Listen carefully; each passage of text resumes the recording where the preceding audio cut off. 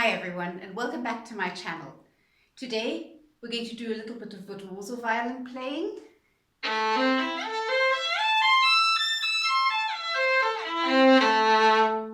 We're going to work at 3-octave arpeggios. I've chosen the A minor arpeggio because that's one which we have in repertoire very often, and there's many things we work at the same time, so we're going to be talking about very efficient practicing. Efficient practicing is always practicing where we work at many things at once so that we can get by with less practicing time and more results. And it's excellent also if you're not yet used to playing in high positions. This is a great way of starting to learn to play in high positions. We're going to start very slowly, first of all, so that we know which notes we actually have to play and where they are. And we're going to be working in double stops so that we can be completely sure that our intonation is correct. That means we're going to be using open strings to compare our notes to, and we're going to be using the string crossings as double stops because our hand memorizes the hand position much better if two fingers are down than if we only have one finger down.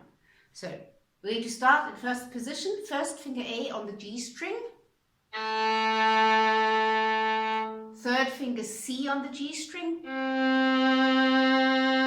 keep it down, and then you play first finger E on the D string and you play those together.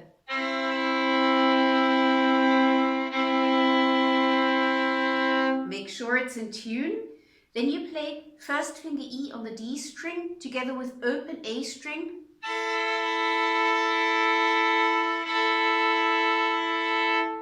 Then you slide into fourth position. We'll work at the shift later. Just bring your hand into fourth position, first finger A on the D string. Play that together with the open A string so that you can be sure that your first finger is in exactly the right place. Third finger C on the D string, also together with open A string.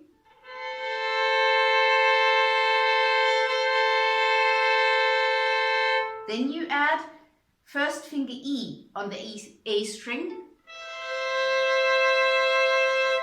Also check your first finger E together with the open E string.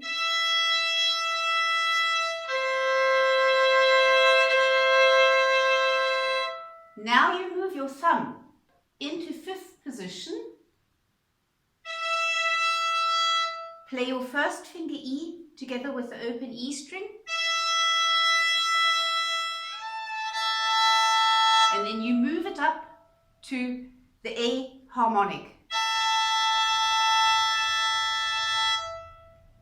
Third finger C on the A string together with the open E string. Then you add first finger E on the E string. And you add fourth finger A on the E string. And then we do the whole thing with the same fingering going back down again. So you still have your third finger C on the A string and fourth finger A on the E string. Then you have third finger C with first finger E.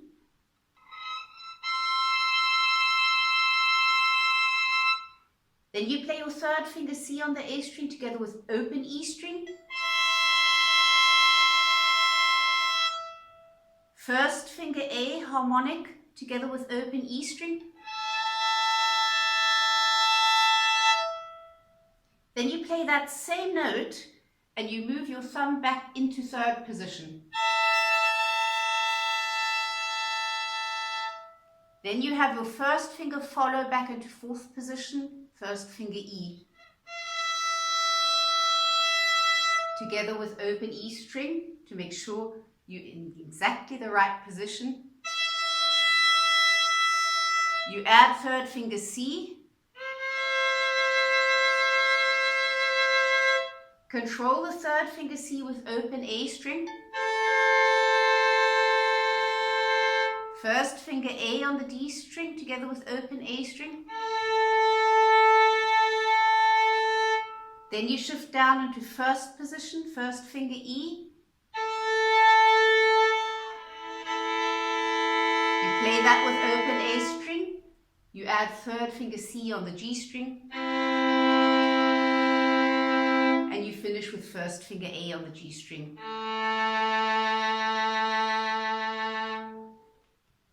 By working at this in double stops, not yet worrying too much about the shift technique or doing this fast, you are teaching your fingers exactly where the notes are.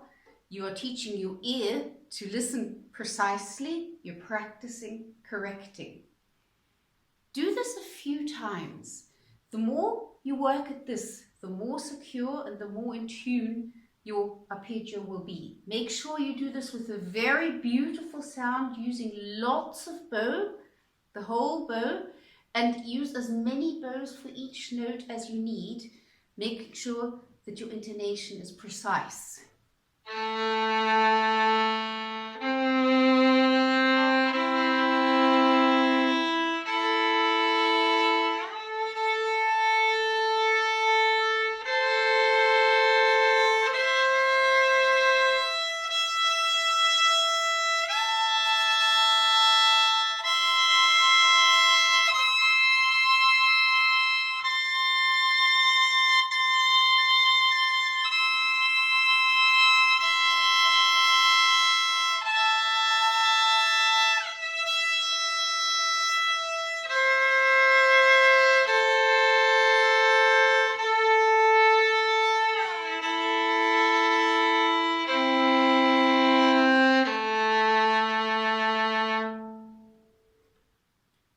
About the shifting, when we move from first position to fourth position, we do a classical shift, thumb and fingers moving parallel.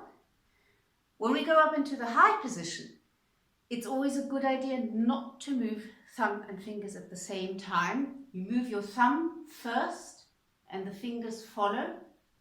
On the way down, same thing. You move your thumb back into third position and the finger follows.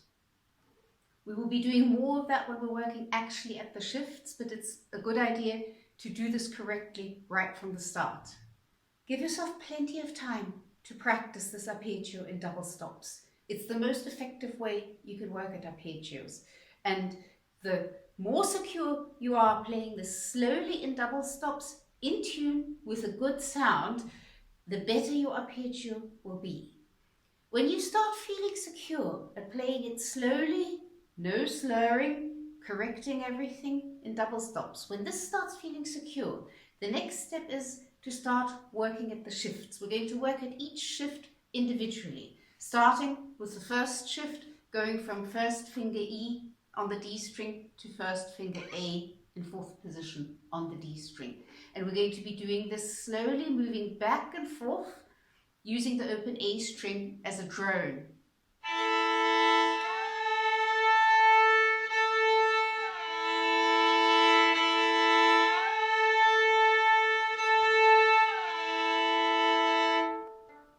Make sure you release the pressure off of the string.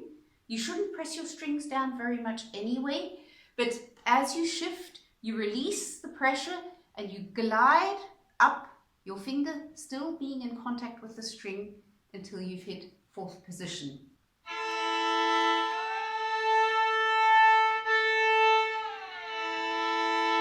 Listen out for this ghost-like note as you're shifting.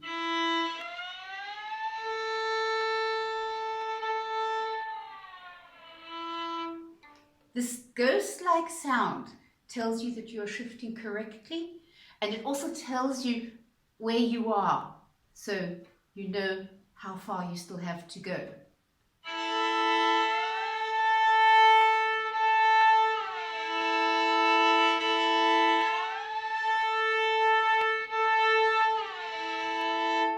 Repeat this over and over again until you know you're going to hit the A. This has to be really secure. Once that's secure, you speed up the shift.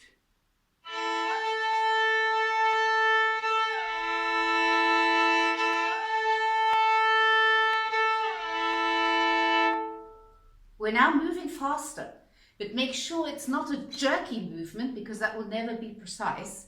You're still moving with a loose hand, gliding across the string. You're just moving a little bit faster.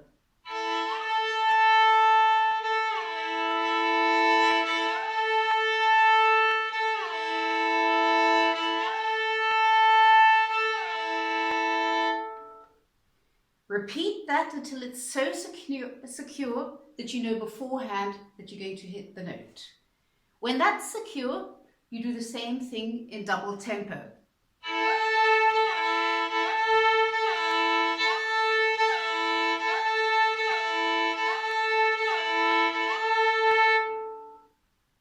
This really secures the shift. You can use this method for securing any shift. Usually, if you've done all those 3 versions, the shift is already very secure. If the shift is difficult, you might have to do that a few more times over the next couple of days, but it's the best method I know for securing shifts. Now we're going to do the same thing with the next shift. We're in 4th position.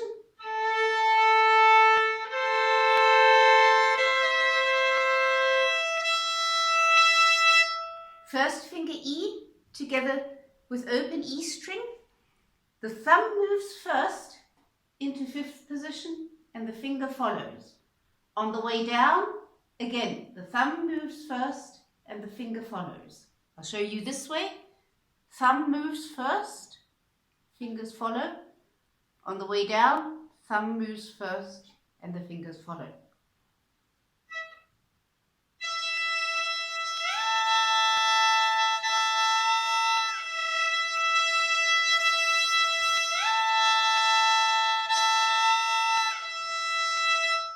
Make use of the fact that the A is a harmonic. It makes it easier to hit and it also makes it easier to intonate. I'll show you this way.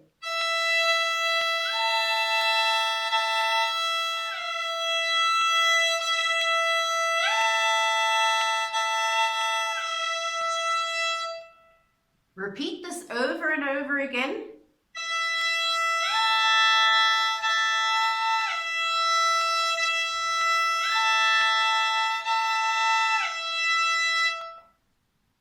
Repeat that until it's so secure that you know beforehand that you're going to hit the note. And then again, speed it up.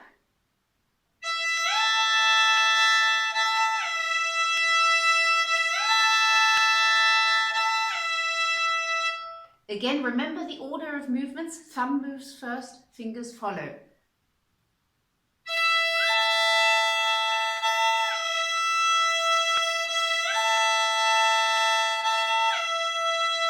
I'll show you from this angle.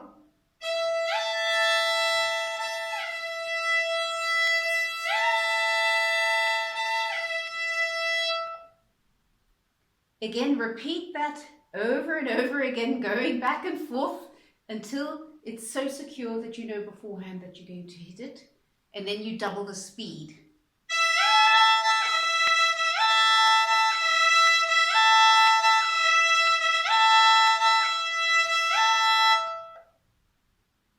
Now we've practiced all the shifts because we've practiced them going up and going down. I do advise to continue the arpeggio and then practice them again on your way down because you're just going to be more secure. And remember, going down is more challenging than going up. It's always easier to move the hand towards the body than away from the body. So when you're up here,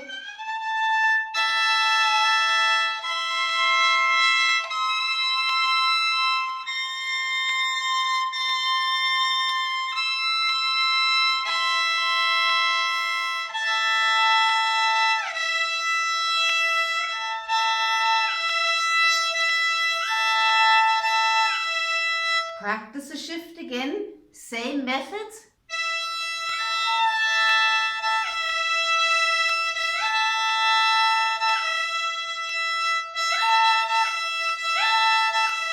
Be very precise with your thumb because that will give you security later on. And then you move on.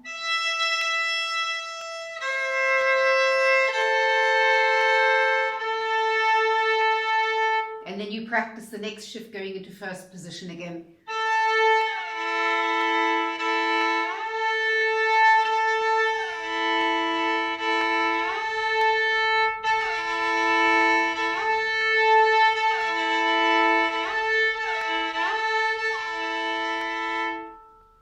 When I practice these shifts, I repeat them a lot more than I'm doing for this video, because I need to repeat them until they're so secure that I know beforehand that I'm going to hit the note. But I'm not going to do that on this video because it would be unbelievably boring. So just for you to know, I repeat this a lot more often than I'm demonstrating here. And then finish the arpeggio.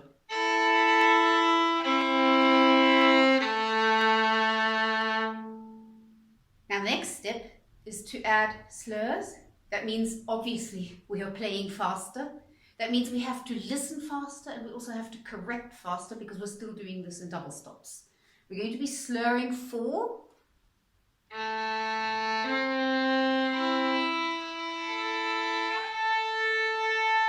And again.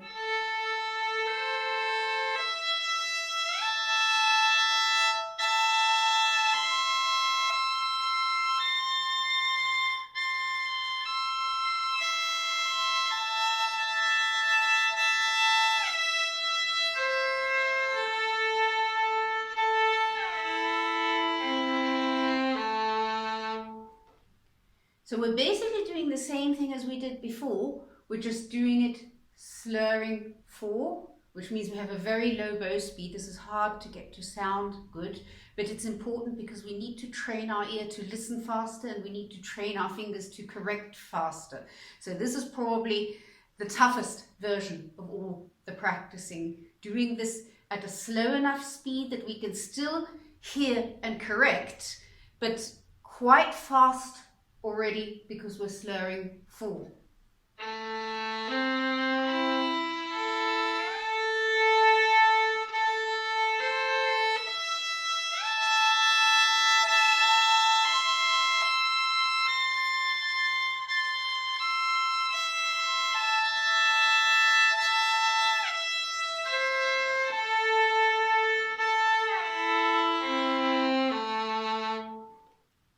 Remember placing the thumb when you're going from 4th position into the high position. Thumb first, fingers follow, and on the way down as well, thumb first and fingers follow. Now we're going to speed it up. We're not going to be playing double stops anymore. We just have to trust that our hand and fingers now know where the notes are, hopefully. And we're going to be slurring all going up and all going down.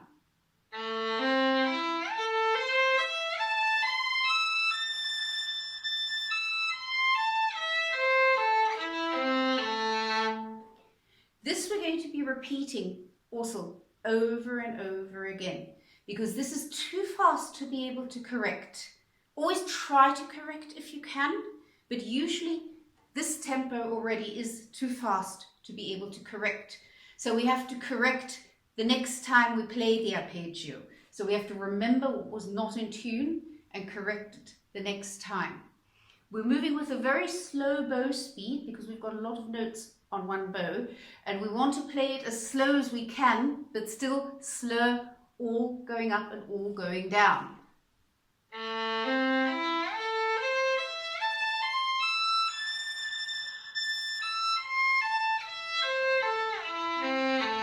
And again.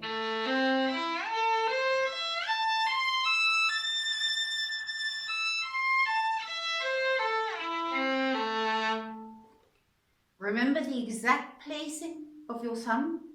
Be very, very precise about that. When you go from 4th position into the high position, thumb moves first and the fingers follow. Same on the way down, thumb first and fingers follow. Practice this at about that speed, a speed which is slow enough so that you can actually still hear what you're doing, but fast enough that you can slur all going up and all going down.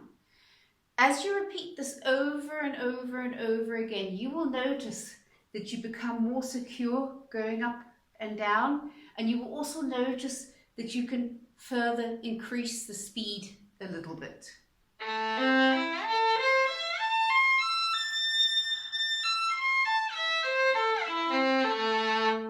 both E's were not in tune on my way down. So I remember that and I do this again and I try to get them more in tune the next time.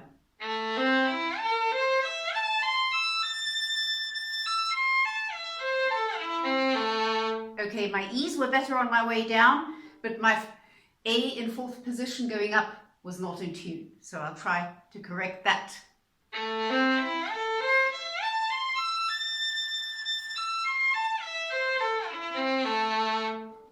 So this is how I work at it. I can't correct as I'm playing anymore, it's too fast, but I correct the next time I do the arpeggio.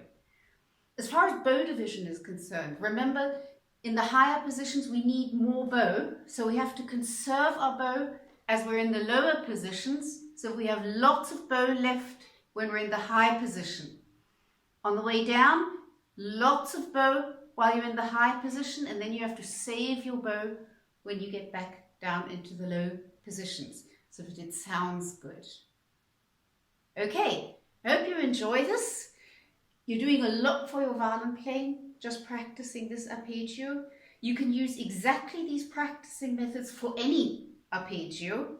I just selected the A minor one because it's good to start with because we have lots of open strings which can help us, and it's also an arpeggio which we have very often in repertoire, so it's good if we can already do it. But these practicing methods are very efficient for practicing arpeggios, and you can use them for any arpeggio. Happy practicing.